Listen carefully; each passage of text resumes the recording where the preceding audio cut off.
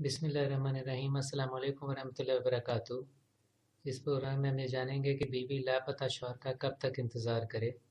यानी अगर किसी औरत का शौहर लापता हो जाए, काफ़ी अरसे तक उससे रब्ता ना कर रहा हो, तो उसका इनके निकाह पर क्या असर पड़ेगा।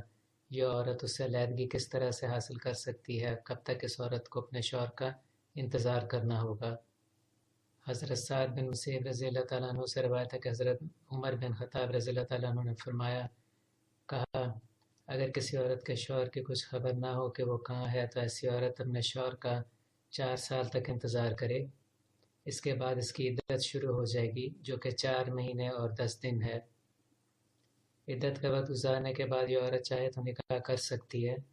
अगर किसी औरत का शौहर मुकम्मल तौर पर लापता हो, इसकी कोई खबर ना हो कि वो कहाँ है, ढूंढने के बावजूद ना मिल रहा हो, तो वो अपने मसले के मुफ्ती से रजू करने के बाद कोर्ट में केस करे।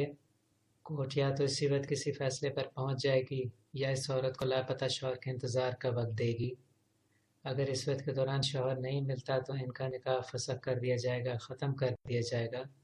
यह औरत शौहर की वफ़ात की इद्दत गुजारेगी और इद्दत पूरी हो जाने के बाद आज़ाद होगी कि अगर चाहे तो किसी और मर्द से निकाह कर ले।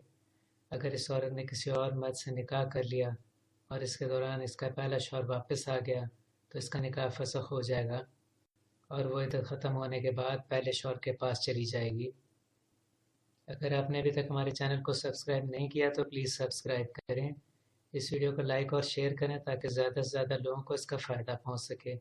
हाजिर होंगे आपकी खिदमत में एक नए प्रोग्राम के साथ। इजाज़त दीजिए। अल्लाह हाफ़िज़।